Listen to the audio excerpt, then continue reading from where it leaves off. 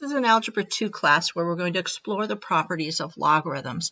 The properties of logarithms look somewhat similar to the properties of exponents.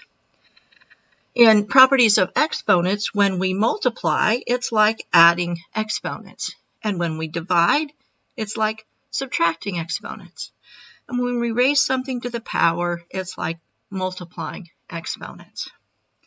We're going to take a look at this first property, and we're going to prove that this first property actually works. So let's take each term on the left. Let's take the log base b of m, and let's call that x. And then let's take the second term, log base b of n, and let's call that y. Now we're going to take each one of these log equations and we're going to convert them to exponential equations because we know how to work with exponential equations. So we have base b raised to the power of x is equal to m. And over here we have base b to the y equals n. Now we're going to take these two equations and we're going to multiply them together. We have equals to equals, so we can multiply the left sides together, b to the x times b to the y, and that will equal the right sides multiplied together, m times n. On the left side, we have an exponential expression. And when we multiply with the same base, we add our exponent. So we get b to the x plus y equals m times n. Now I'm going to take this single exponential equation and I'm going to rewrite it as a logarithm. So we have log base b of m times n is equal to the exponent x plus y. Now let's go back to our very beginning. Our x is log base b of m and our y is log base b of n. So we're going to replace our x and y with their log equivalents. So we get log base b of m times n equals log base b of m, which is our x, plus our y, which is log base b of n. And so we've proved, or we've shown, how our first property comes about. Our second property, instead of multiplying these two expressions, I would just divide them and we would end up with our subtraction rule. Okay? So now what we're going to do is we're going to practice these three properties. And the first thing that we're going to do is we're going to take this and write the logarithm as one logarithm and evaluate it. One of the things that we can do when we're able to combine logarithms is we're going to be able to solve equations using logarithms, and that's where we're heading with this. So let's take a look at number 1. We have log base 16 of 18 plus log base 6 of 2. Neither one of these logarithms could be evaluated exactly in the form that they're in. 6 to some power is equal to 18. We don't have an integer value that would work. Same thing for 6 to a power to equal to 2. Instead, we can use our properties of logs to combine these. Since these two logs are added, we are going to use our first property, that the two logs added end up with a single log with a product. So this becomes log base c base 6 of 18 times 2, or log base 6 of 36. And now when I look at this, I know what log base 6 of 36 is. It's 2, because 6 to the second is 2. Let's do another one. This one is subtraction, so I'm going to use my second property. With subtraction, we have a single log involving division. So we're going to rewrite this as log base 4 of 20 divided by 5. 20 divided by 5 is 4, so we have log base 4 of 4, and that is equal to 1. So this is how we condense. We write it as a single logarithm and we find the value. Now we can also use our properties going the other direction. We can expand the logarithm. We want to rewrite this single log as more than one log using our three properties. So the first thing I'm going to do is notice that this is the log of two quantities multiplied together, m times n squared. So because we have two properties multiplied together, I can rewrite that as addition of two logs. I can rewrite this as log base 2 of m plus log base 2 of n squared. Okay. My second term here, log base 2 of n squared, has an exponent in it. So I'm going to apply our third property for that one. Our third property says that when I have a log with a base b of some value m raised to a power of k, that exponent k can come down and be multiplied by the logarithm. So this expression that we have here, this 2 can be brought down in front to be multiplied by the log. So I end up with 2 log base 2 of n and added to our first expression. This is expanded. Let's do another one. This one is a division of two quantities, an x cubed and a y to the fourth, so I can use subtraction. I can write it as a subtraction of two logarithms, log base 2 of x cubed minus log base 2 of y to the fourth. Each one of these has an exponent, so in each case, the exponent can be rewritten as a product with the log, so 3 times the log base 2 of x minus, in this case, we have 4 log base 2 of y.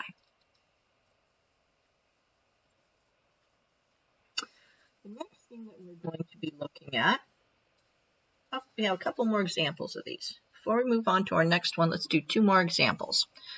In this one, we want to condense the logarithms. So let's see if we can condense them. As we look at this one, we do have subtraction, but we also have a multiplication going on. So before I can subtract them, this term needs to be written as just a log. So I'm going to use the exponent rule to rewrite this as an exponent. So I have log base 3 of 20 minus log base 3 of 2, and this term is going to go back into the exponent, 2 squared. Well, 2 squared is 4, so I have log base 3 of 20 minus log base 3 of 4. And now I have subtraction, which means I can rewrite this using a single logarithm using division. So I have log base 3 of 20 divided by 4, which is log base 3 of 5. Okay, let's look at another example. In this one, we have a coefficient for both of these, 3 multiplied to the log and 4 multiplied to the log. And also notice that our base is not given. When the base is not given, it's always base 10. The first thing we're going to do is we're going to rewrite these two logarithms with the exponent back in the logarithm. So this becomes log x to the third plus log y to the fourth. Now with the sum, we can combine those into a single logarithm using multiplication. We have a single log, log x cubed y to the fourth. We can put that in parentheses to emphasize that that is a product, the log of the product. Okay. Now another thing that we have is we want to sometimes evaluate logarithms that don't come out even. For instance, if I look at this and I go 4 to what power is 22, well, I know 4 to the second is 16, and I know 4 to the third is 64, so this exponent is somewhere between 2 and 3, and we'd like to be able to convert this to another base so that we can actually calculate it using our calculator. And if we look at our calculator that we're using, we have a log key, which is base 10, and a natural log key, which is base e. So in order to use the calculator to evaluate these logs, I need to convert it to one of these two bases. So let's see how we do that. Let's take the log base 4 of 22, and let's set that equal to y. We do this so that we can rewrite this in an exponential form. And that's what we're going to do next. We're going to write it in exponential form. So we're going to have 4 to the y equals 22. Now I'm going to do the operation of log to both sides of this equation. I've chosen to use log base 10, but we can also use the natural base. We could also use log base e if we wanted to. But let's go ahead with log base 10 to both sides. So log base 10 of 4 to the y equals log base 10 of 22. We did the same operation to both sides of the equation. Now we use our properties of logarithms to rewrite this exponent of y as a product of y and the log. So we get y times the log base 10 of 4 equals log base 10 of 22. Whenever we're working with base 10, we don't have to write it all the time. Now we can solve this for log. We undo multiplication by division, so I'm going to divide both sides by the log of 4. And I end up with y equals log. I'm going to write the base to emphasize it, base 10 of 22 over log base 10 of 4. And now we can go to our calculator and we can find a value for it. So we're going to pull up our calculator and we're going to do log. This is already base 10. That's what our calculator does. Divided by log 4. Make sure you close your parentheses each time. Close the 22 before doing the division or you're going to end up with a wrong answer. We end up with 2.23. So our log base 4 of 22, which was equal to our y, is equal to 2.23. That should be about what we would expect. We knew it was between 2 and 3 because 4 squared was 16. 4 cubed was 64. It's closer to 16 than it is to 64, so my exponent would be closer to 2 than it is to 3. Now notice that we have a pattern here. Our new base that we converted it to was base 10, and the argument for each one of these logs is the 22 and the 4.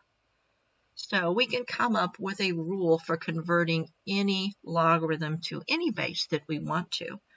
If we have a log with a base c of a, we can convert it to base b by doing the log of a divided by the log of c with the base that we want to convert it to. So let's try that conversion of bases on a couple of examples here. I want to convert this to base 10 and then use my calculator to evaluate.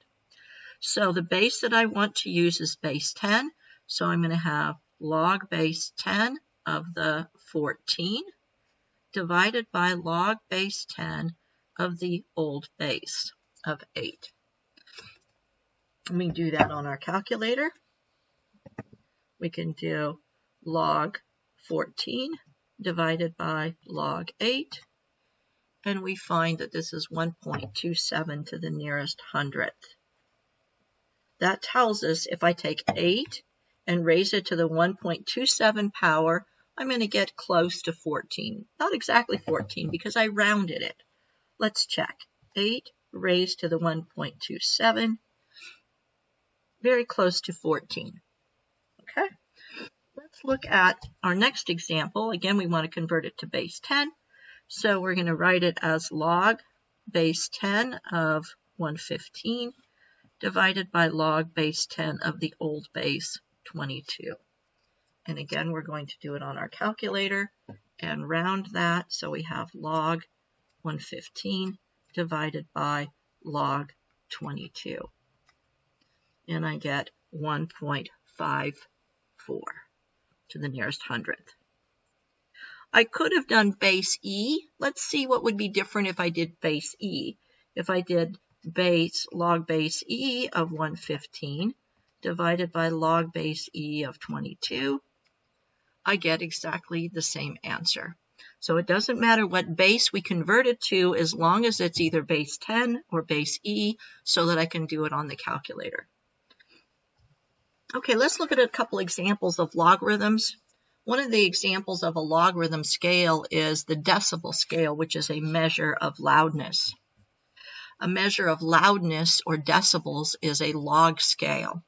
And our rule for that says the loudness of a sound of intensity I is equal to 10 times the log of that sound intensity divided by 10 to the negative 12th.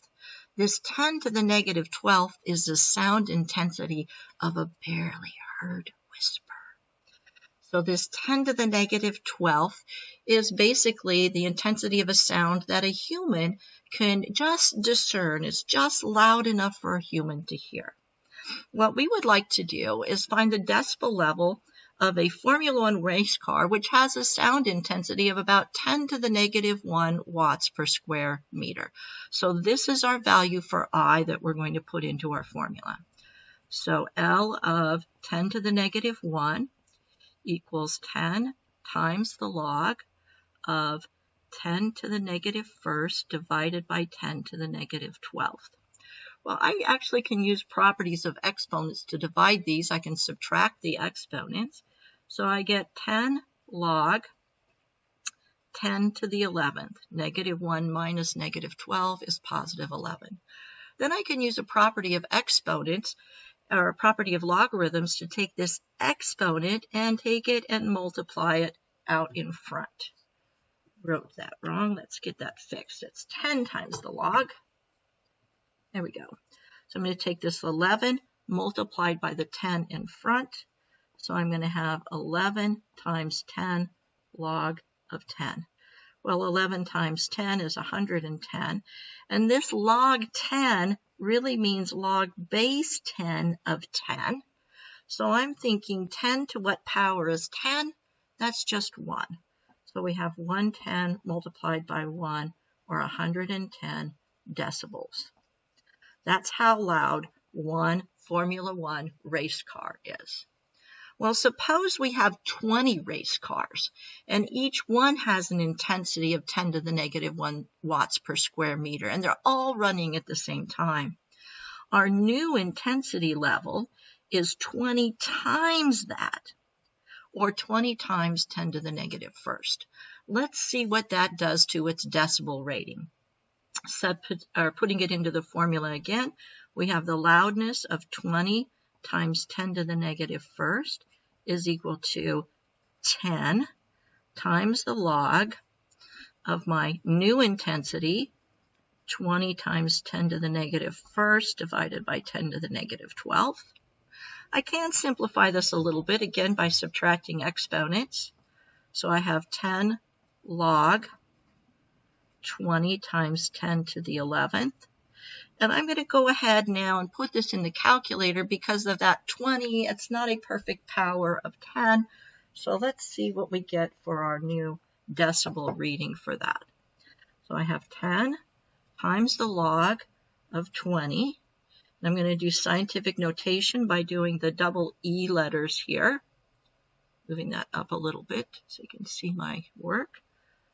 Second, 10 to the E 11th power.